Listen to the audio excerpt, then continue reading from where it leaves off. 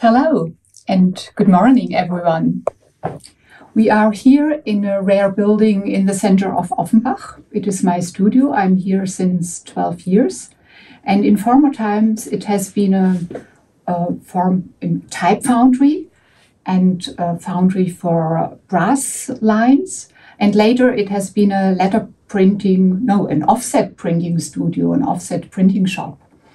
And now it is the place where the both of us are playing.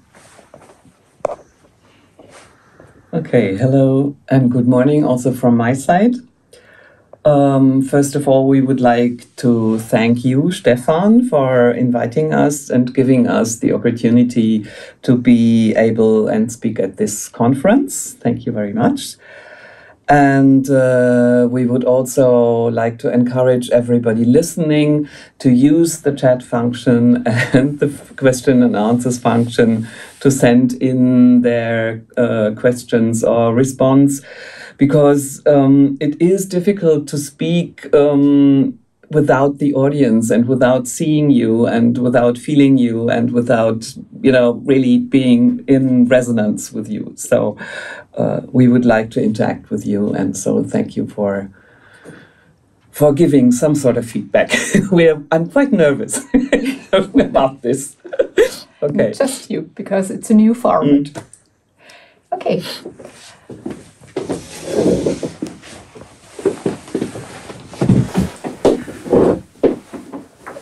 We have been collaborating since 35 years now. We are co-founders of the women artists group Unika. We had the slogan Unika ist eine fiktive Person, die reale Bücher macht. So that's Unika is a fictitious person making real books. And after the group split up in 2001, we continued our work as usus, which is, of course, as you have noticed, a reference to our initials. We are artists with a focus on books and typography, but we also make drawings. We write texts and we present them not only in books, but also as text installations and as text performances. We developed various rules of the game for our collaboration over the time, which range from question and answer across various modes of exchange to complete fusion. And apart from collaboration, each of us works independently on her own art. We started our work in 1986. While most of our colleagues at that time bought their first computers for the incredible sum of something between 10,000 and 20,000 D-Mark, we bought letterpress material for only a fraction of that price. And we started printing.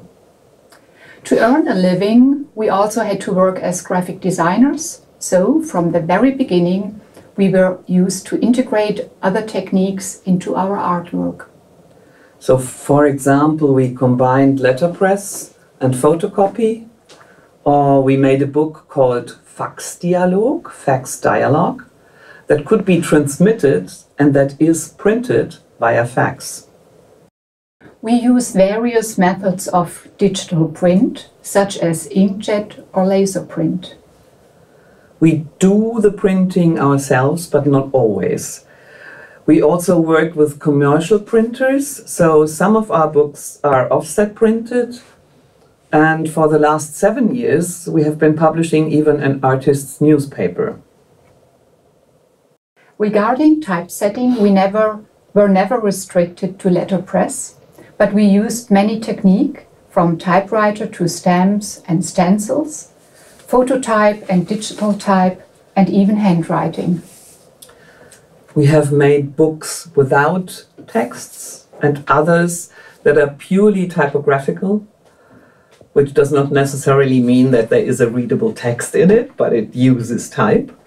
And the number of our edition varies between 1,000 and one of a kind. But we do not give an overview now of what we have done in the past 35 years. We want to show you our new books, what we printed right now. These books are printed here in Offenbach on a letterpress. But some of them are not yet bound. So it's really, sort of you're listening or seeing what is actually still in the process. Almost finished, but not quite.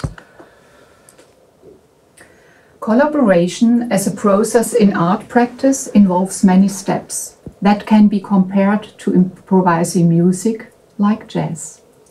Visual jazz. And now we are presenting the band. This is Uta Schneider. And this is Ulrike Stoltz. Now the other players are the forms we printed. Satzzeichen und Kurvenlineale. Cardboard and bubble wrap. Linie et caoutchouc cellulaire. Punti e cerchi. There are also colors involved. Corona orange-rot. Raspberry red. Zinnober. Rosso fuoco. Indigo. Paris blue. Porta seda milori blau hell. Carta da zucchero. Atlasfarbe blau. Sea green. Malachit. Verde veronese. Prisma purpur. Plum. Kraplack. Azzurro. Board perfect blau grünlich. Bianco fumo. Maroon. Umbra. Ruko Buchdruckfarbe gelb. Goldrocker. Burnt orange. Terra di Siena.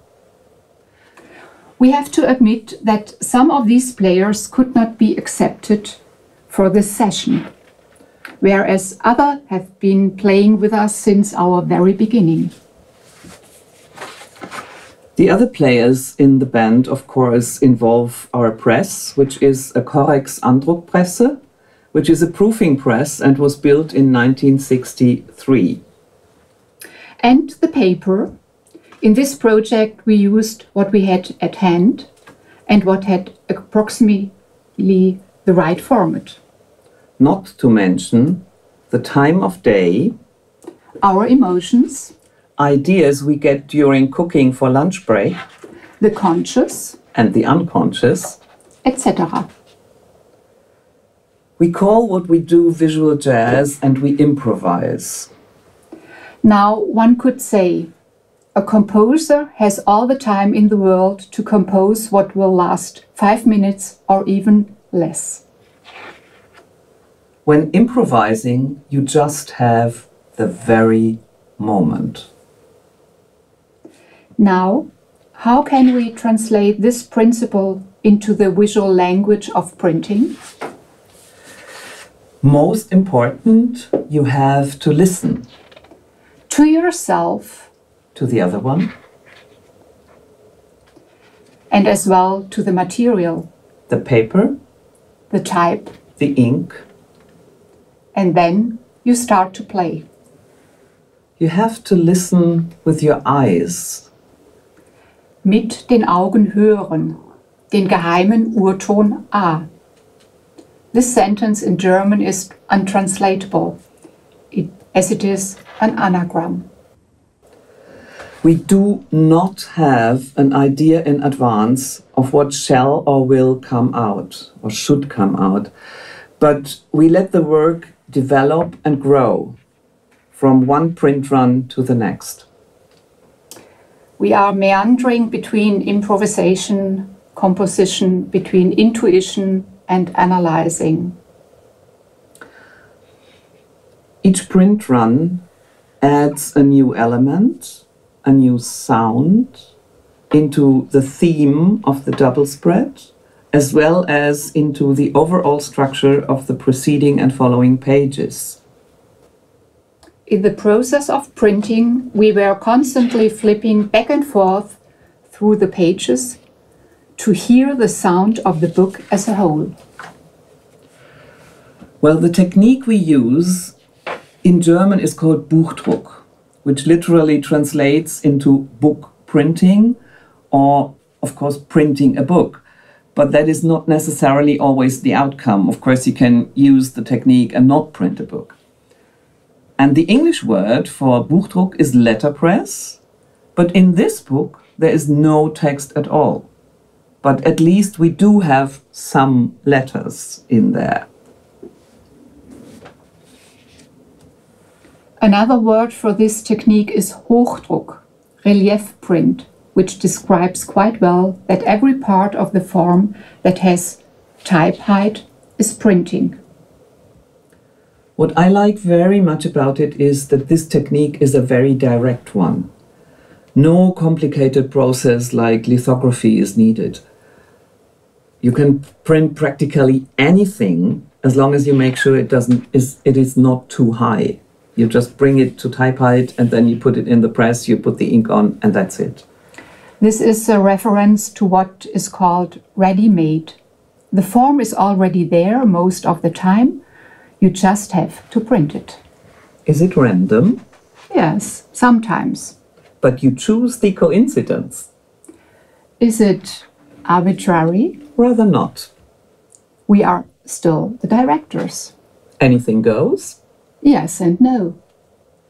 We are in resonance with each other and with every outcome. Sometimes we discuss how to go on. But after 35 years of collaboration, very often it is quite clear for both of us what the next step should be.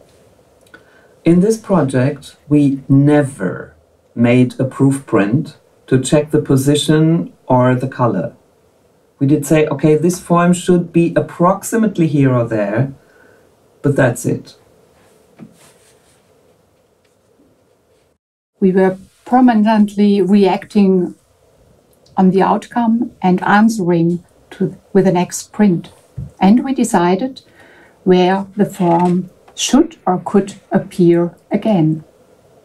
So that there is a repetition in the book, and this repetition is not boring, but it's good for the coherence of the book, and it makes up a certain rhythm across the book.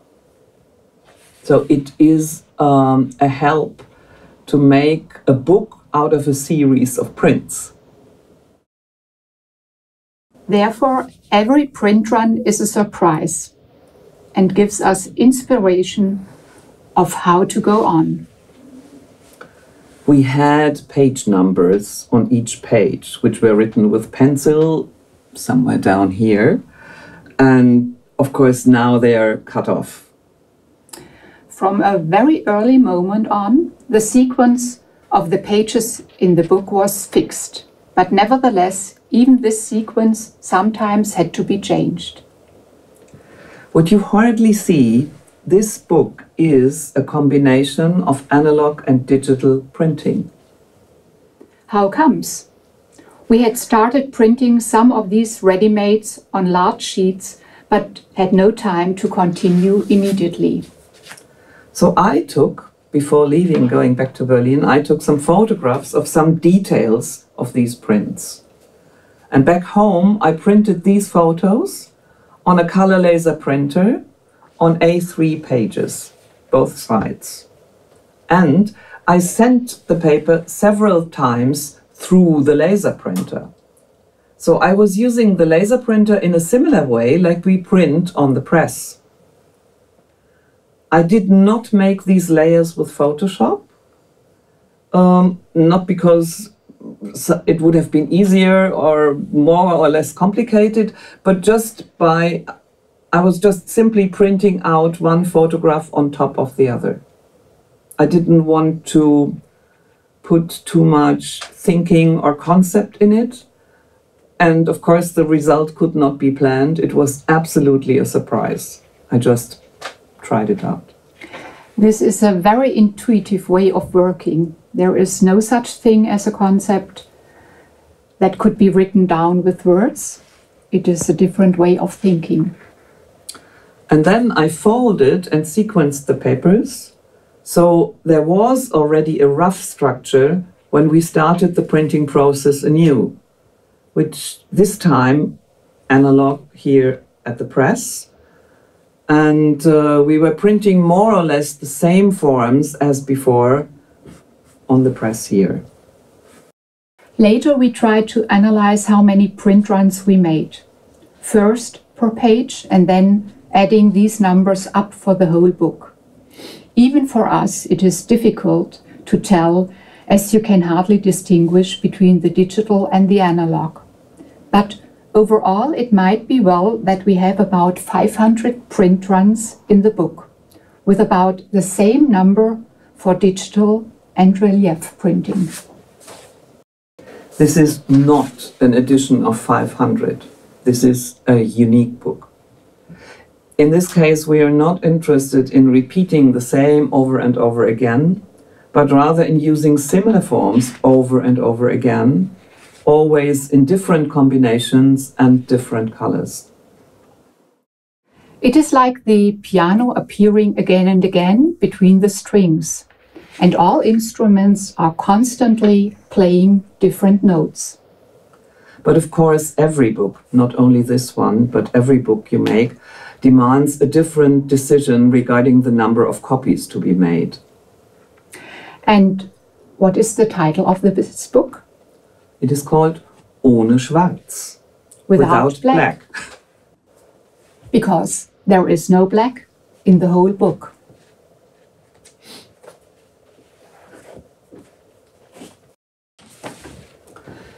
But as this printing process is so very open, we did print what we had on the press also on different papers. Now, the following 7 one-of-a-kind books are not bound yet, and they are called Raga, which is another word from the world of music. Raga meaning color in the sense of Stimmung or mood. And here the starting point was a series of prints that our dear friend and colleague Cornelius Brändle gave to us, saying, "Macht was damit.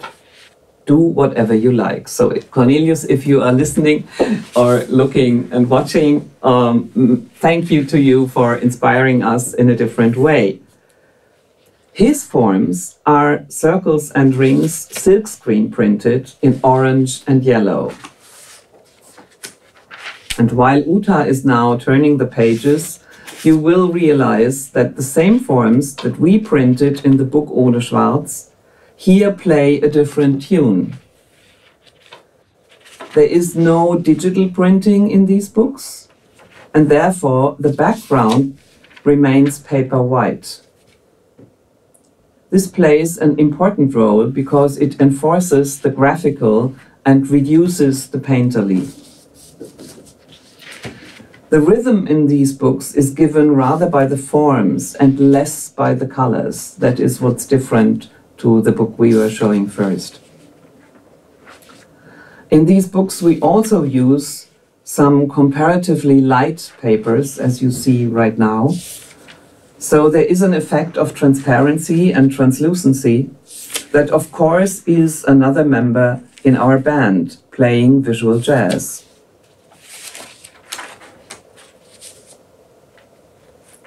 And the lighter paper makes a sound.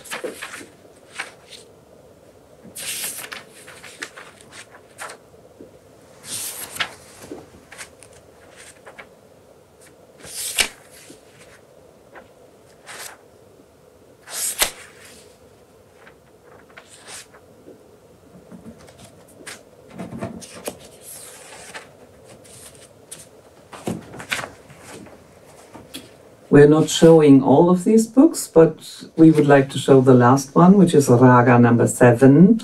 And this is completely different again. Here, the letterpress printing sits on top of some reproduced and digitally printed colorful images, colorful drawings, to be exact. And some of the forms that are printed digitally were made on the computer, so it's another hybrid form of printing and deciding and making things. So as you see, there are endless possibilities.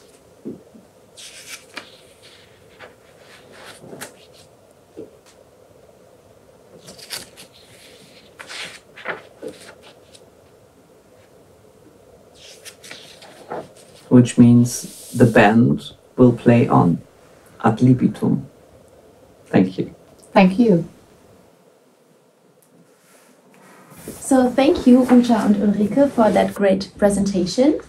And we got one question from the chat. Susanne Klein asks, do you make your own inks? If not, which inks do you use? Oh. No, we don't make inks. We use ink that is older than the time of our collaboration, like the color that Uta mentioned in the beginning. Ruko Buchdruckfarbe Gelb is probably at least, I mean, the container is at least 50 years old. Mm-hmm. It's not new. We also use offset printing colors, but we have a lot of old proper Buchdruck colors, letterpress colors. No, ink. Sorry, yeah, that's a mistake. It's not, of course, color. It's ink. And as the letterpress ink has a different texture, and that's important. And we are also not making our own paper, so it is not our interest in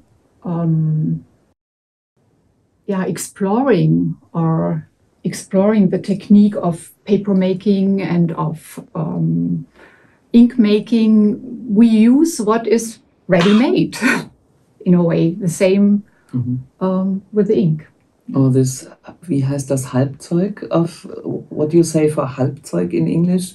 So it's half ready, half produced stuff that you continue to, like in industry. So we are artists, but we are using or working with material and techniques that have an industrial background, which means we are not only in the handmade part, but also in the technical part. For us, that is no difference. We just constantly change in between these methods or craft's not the right word, media perhaps the right word. And of course, to get back to the question of the ink, for example, here you see that this rather strange pink sits differently on whatever is on the background already printed digitally. So this form, the red one here, is digital print. And these O's in pink are letterpress print. And as you see, the pink reacts differently on what is at the background. And things like that you can neither prove nor can you expect it, or this is what we said, we never did any proof prints. It just happened, and then we were looking at it, and then we were deciding, oh, that is interesting, let's go on. Or we thought, this is not what we like, it needs another layer on top, so it's not to be seen. And of course, it gets more interesting the more layers you have on top of each other. But then you have to have this feeling of, okay, we have to finish now, that's enough. So you have to really find the proper moment for silence. Yes, and it is a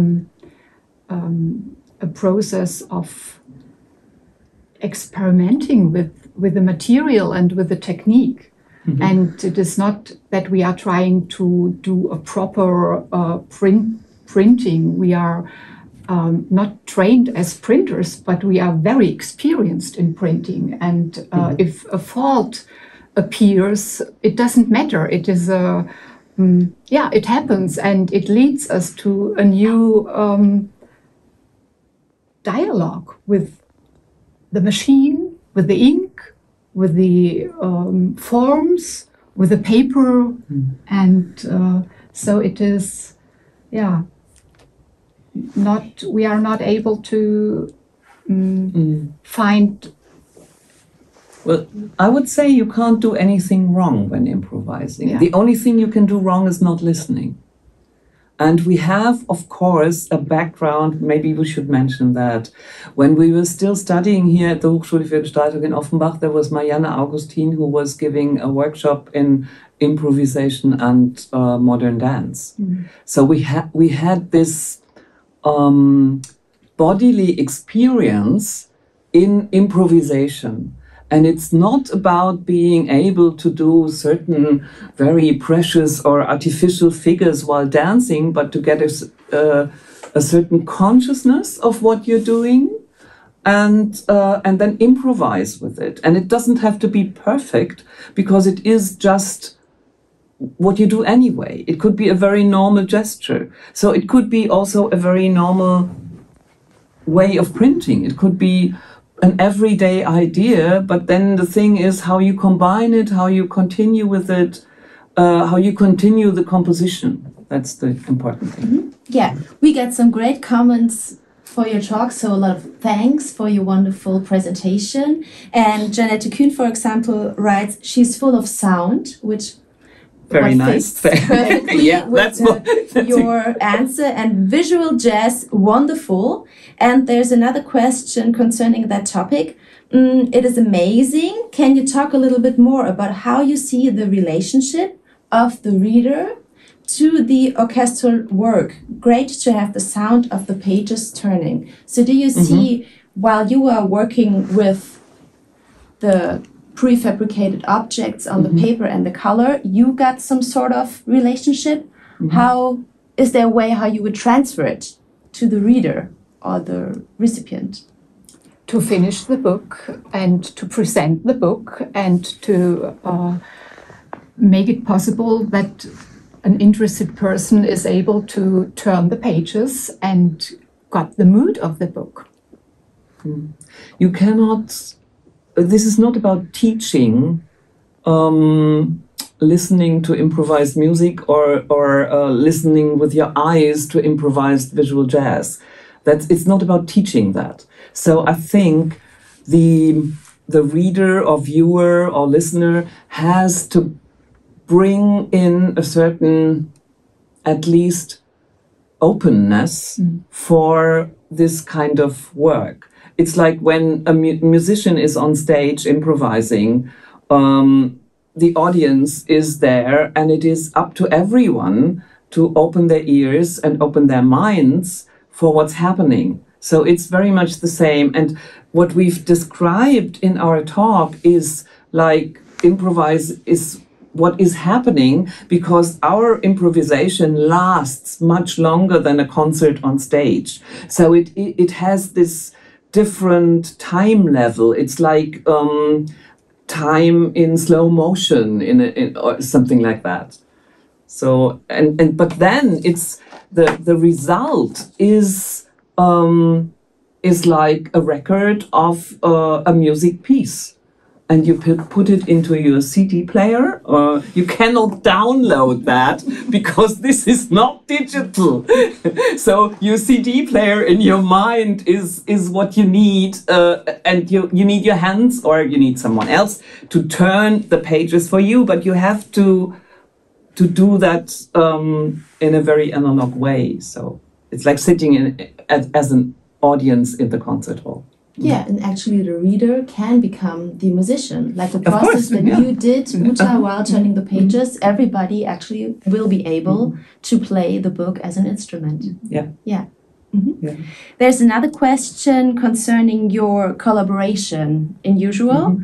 Let me scroll. The question is, do you have your own work tactique when you're working together, or do you work completely together? I guess both. All. Both, all, and in between.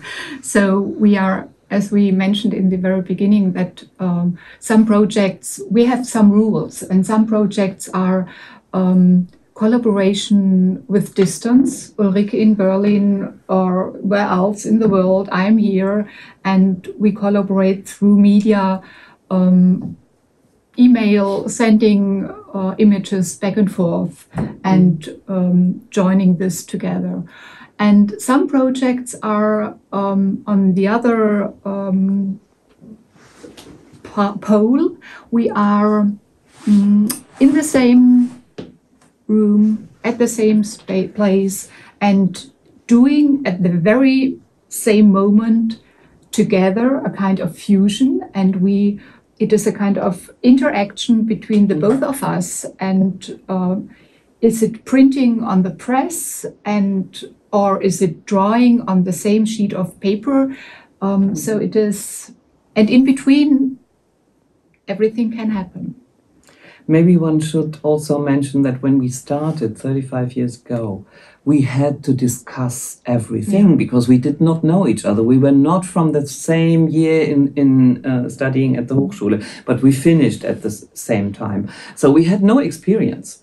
And so each of us would ask the other one, but why are you doing this? Why do you want this here? Why do you want this there? So we have this immense and intense long way of explaining to each other what each of us thinks and sees. And then, we were doing graphic design work for, let's say, for a book publishing house and a book sleeve. And then we would think we had done it, and we would cook our dinner, and then one of us would say, I'm not quite content. And then you have to have that respect to say, okay, let's start anew. And then we were working until 12 at night, and the result was always better. And the presentation was on the next morning. So even if one of us would say, I'm not content, and the other one would not understand immediately why, there was always this respect for the unconscious judgment that is in this I'm not content. And then follow the other one and find out what was not necessarily wrong, but not quite as right as we wanted to have it. Thank you. And there's another question of Kathy Lowry, who thanks for the beautiful presentation as well. And she asked if you could speak more about inspiration. Some forms remind me of Sophie Arp. Also the notion that each form is a sound and the repetition of sounds creates rhythm. Rhythm, yes, rhythm is very, very important. When you start making a book, rhythm appears different as when you are doing drawing on a flat piece of sheet of paper. So the rhythm and the complexity of the book belongs to each other.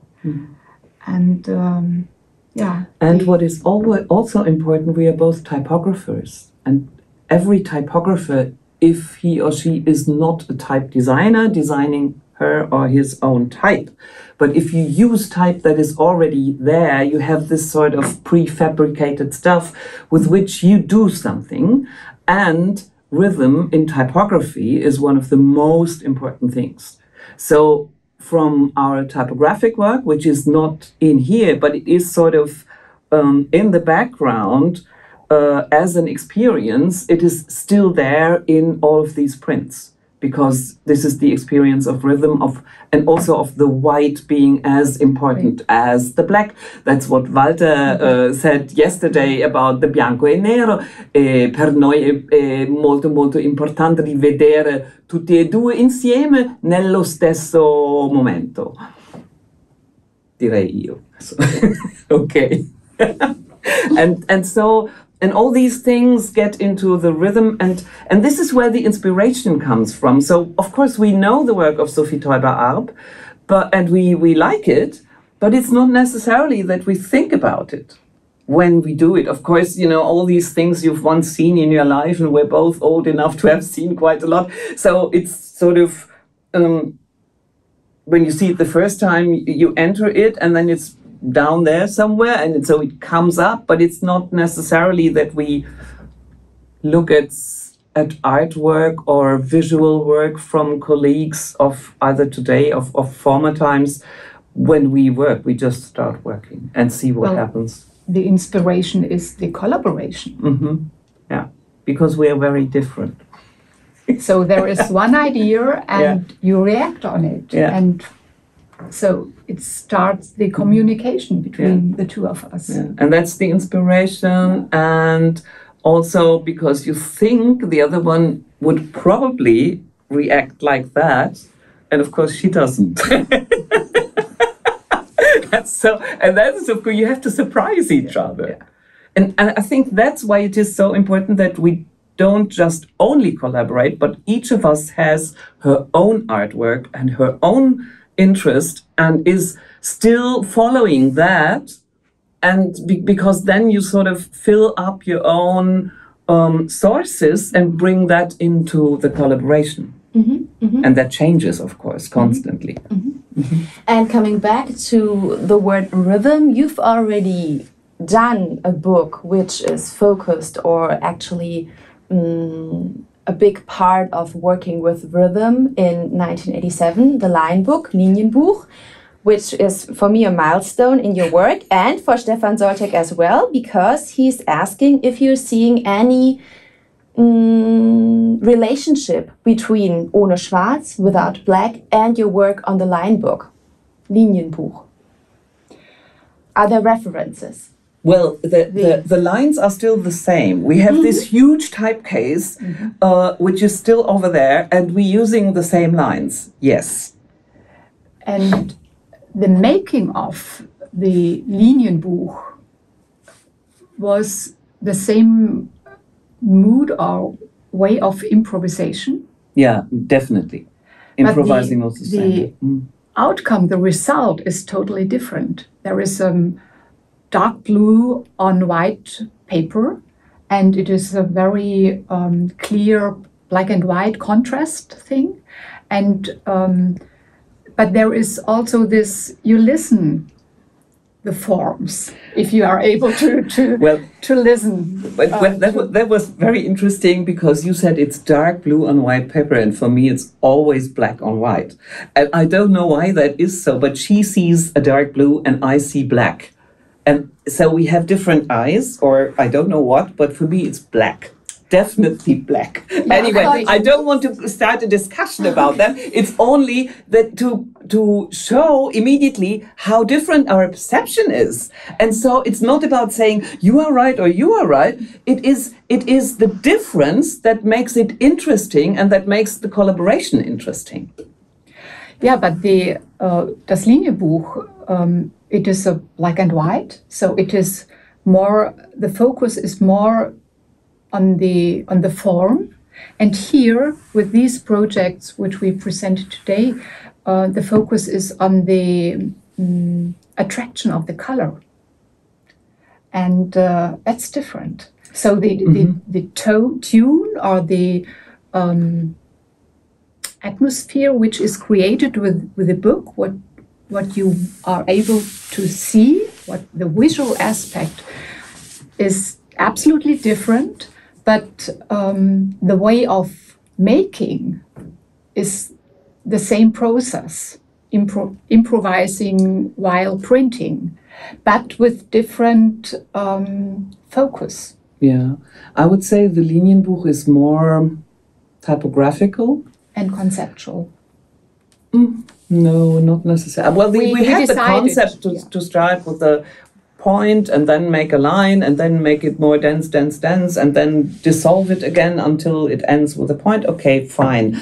But what I wanted to say is in the beginning, we were, I remember at least for myself, I felt more sure when designing whatever, or I felt more sure or confident with myself when there was not so much on the page. There was a little bit here and a little bit there, and three notes, like the early John Cage, who was one note and break, pause, and then another note.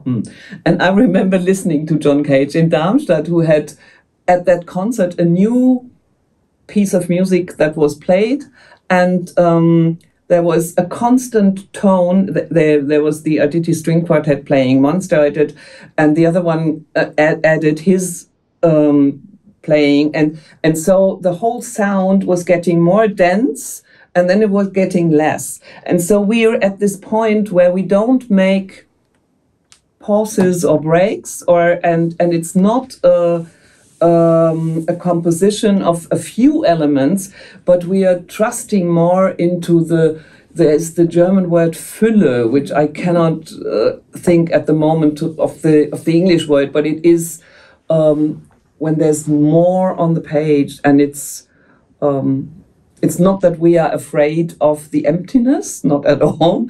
So we come from the other end, and we have now the courage to print on top, and trust that the outcome will be okay. And to stand it. Yeah, and to stand it, yeah. Okay, and I guess we have 2 minutes for one more question. Okay. And this is actually quite not easy to choose that one. So one that you can answer quick, is there a chance seeing the rest of your studio when we're changing places? Are you okay with that, Uta, when we turn around the camera a little bit more to your studio? Yeah. Okay, that'll be a quick answer. And do you have short working sessions, or do you work for several days if you're working on a collaboration? I think you answered that already a little bit. It depends. Depends Yeah. on our schedules. And then there's actually quite a question concerning the tradition of bookmaking and printing, which is actually our topic of the conference. And since the long tradition of a couple in the book, Dante and Virgil, is some sort of course. La Divina reminiscence Commedia. here, yeah. Do you see your bookmaking as a matter of gangway trespassing a cosmos? Trespassing? Trespassing a cosmos, like if you're, I understand it like if you were like, when you are going through this work on making books since more than 30 years, do you see some sort of line that you follow, or is there the medium that what the medium describes, turning the pages, have an end, have a beginning, and in between, and the book as a three-dimensional object, and again turning the pages. And the books talk with each other without us knowing. So not our books only talk with each other, but every book you make sits on top of this huge pile of books that have been made since 5,000 years, and they talk to these, and we just continue it. So we are knitting, or we're spinning the thread rather than knitting. So that's it, and yeah. Yeah. Okay. Yeah. As our viewers say, it's great listening to you, and I guess we could keep on going this discussion and talk for another hour. But Dominik Gussmann and Katja M. Schneider are waiting at the print workshop for our next live presentation, and there we'll have the possibility to see a printing process. If I'm right there, because we got that question in the chat as well, you won't present how you print your books, but your books, which was great. Thank you again very, very much. Thank you. Thank you. And thanks to all of the audience for the wonderful questions. Yes. Yeah. So let's take a brief tour of the studio, and then we're gonna regroup and start walking to the printing workshop. All right. Maybe you can be our tour guide for this. Well, this is the center of what we were talking about during the last half hour, the Corex. And in former times we had some letterpress, but now since I'm here in this place, we are only using the printing machine, Corex. As you can see, there are all the pots of inks, very old ones, and what else one uses for making drawings. And here is all the material to know which paper and which material for the bookbinding, my library.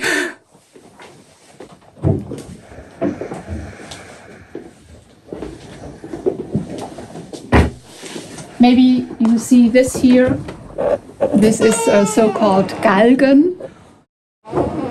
As I mentioned in the very beginning, it was a printing studio, and they had to we are in the first floor, and they had to get the paper up and down, and they did that with this long